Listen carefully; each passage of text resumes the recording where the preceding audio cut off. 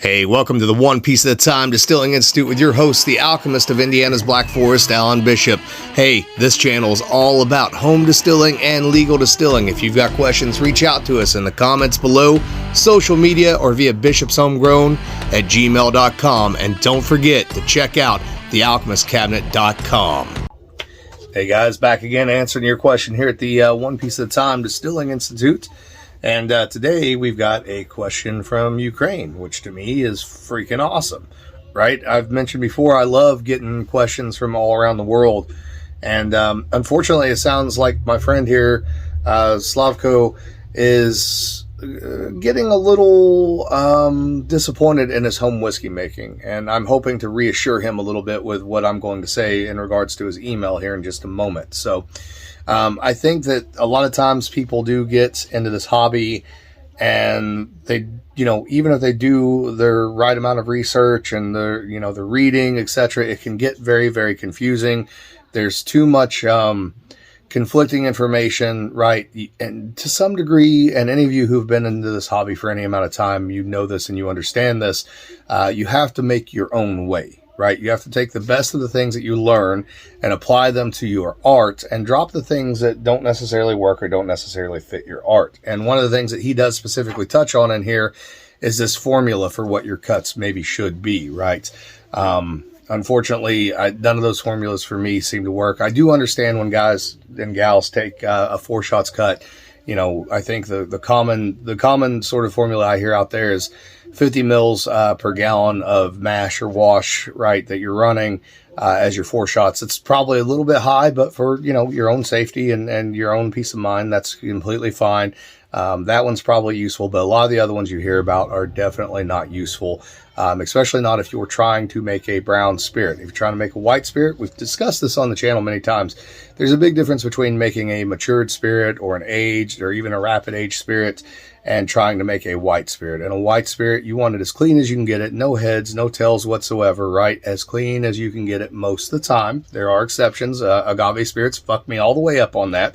I'll be the first to admit that if you don't leave some early tails and even add a little bit of late tails back to it, you don't get that agave sort of flavor that you're looking for, especially with agave syrups as your base.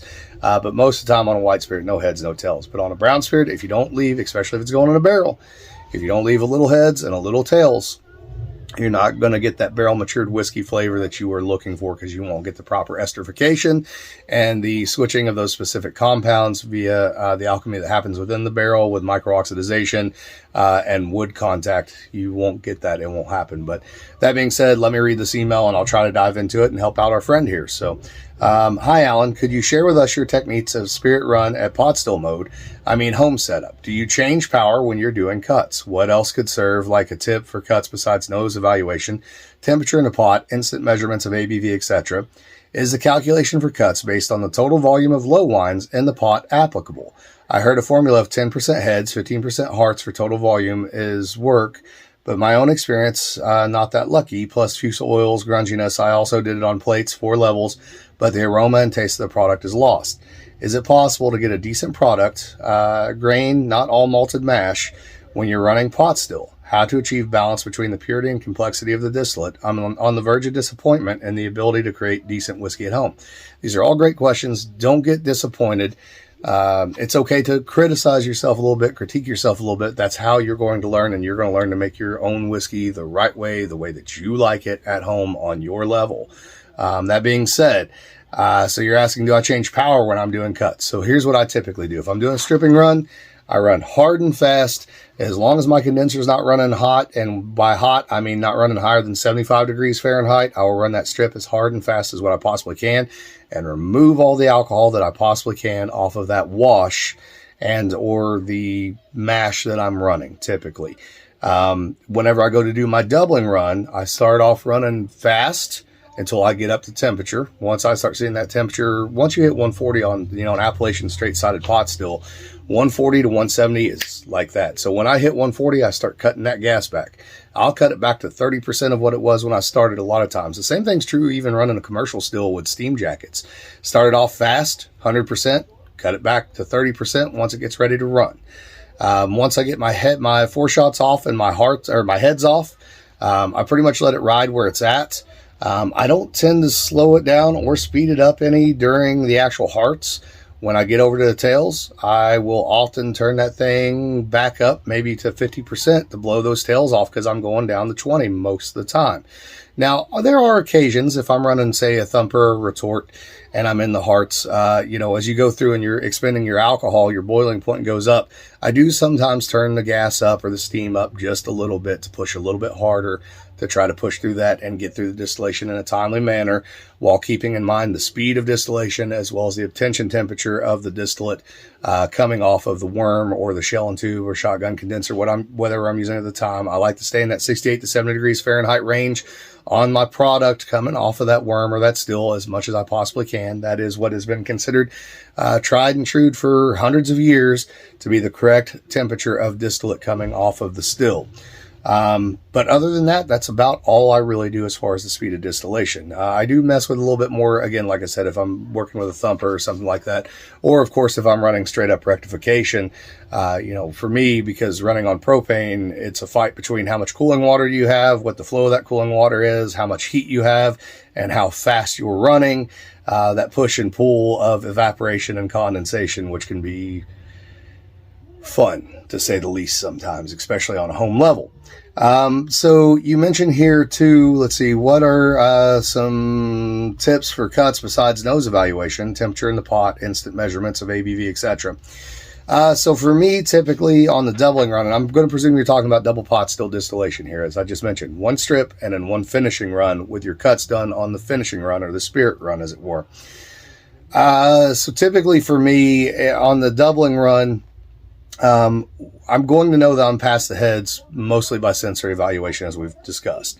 But the other thing in most cases is that if I have a still that's big enough that I can get a good alcohol measurement off of it before the proof starts to drop, I'll typically know that I'm into the hearts, because most of the time, most of the stills I've ever run are going to be into the hearts at about 158 proof. Okay. In other words, your heads are going to start off probably somewhere around 168 or so.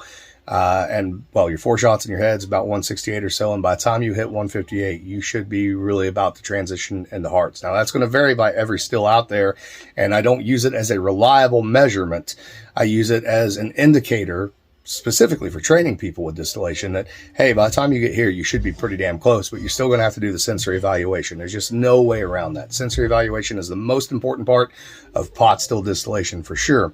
I don't go off temperature for anything like that. The only thing I ever use temperature for is to know when the still is about to run, or if I'm at work and I'm in an industrial, sort of setting, I'll use it to see if my condensers are running hot, or I'm running out of cooling water, or I might have some other problem in the distillery itself, or if I'm running rectification, I have to, it's all digital, so I have to set my set point on my defibrillator and the temperature I want there and all that stuff. But as far as just double pot still, really, it's sensory evaluation and looking at your proofs. Now, when you get down into your tails, the same thing is true. So if I'm going to do a white spirit and I want it really clean, I'll probably cut the tails from hearts at about 110 proof. If I want a brown spirit, should be getting close to tails somewhere between, let's say, 92 proof, maybe down to 88 on the low end. Again, I don't use that as a reliable indicator. It just gives you an idea that, hey, you should probably be thinking about cutting the tails when you get into this proof. You're going to have to go back to your sensory evaluation, though. Does it smell like boiled squash? Does it smell like boiled vegetables? Is it something that you want to keep, something you don't want to keep? And then that's going to determine how you're going to make the cuts to your whiskey. You ask, is the calculation for cuts based on total volume of low wines in the pot applicable? As I said at the beginning of this, I've seen a lot of these formulas out there for percentages of what should be your heads, hearts, and your tails. I know the people that write those, they mean well, but I've never seen one that I thought was worth a shit.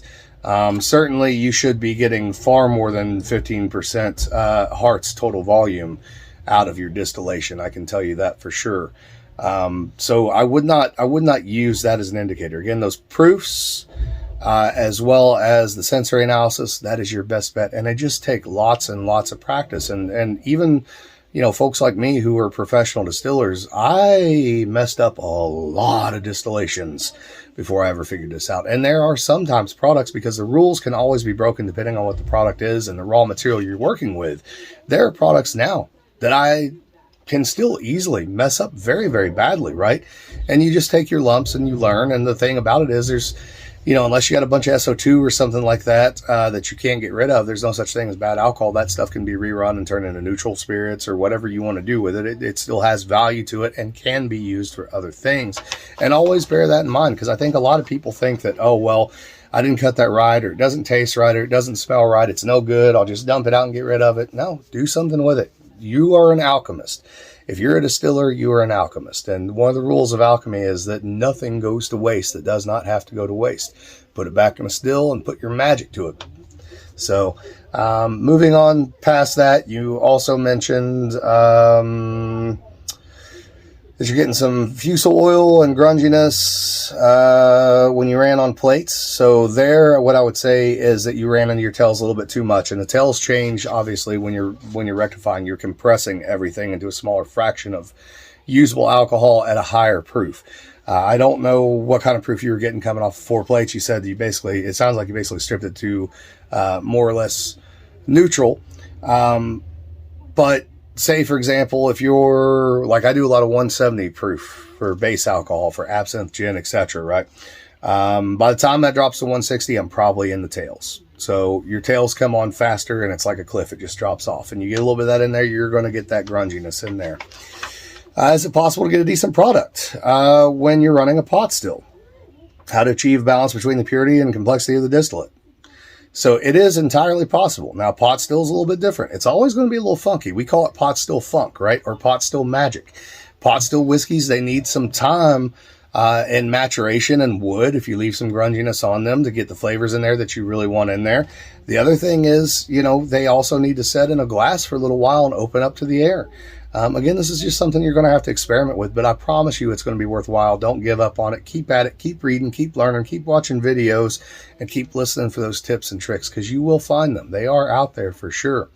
But you can certainly make great pot stilled product from all grain without a doubt. I mean, that's what I do every day at Spirits of French Lick, is make double pot distilled bourbon whiskey with no filtration whatsoever.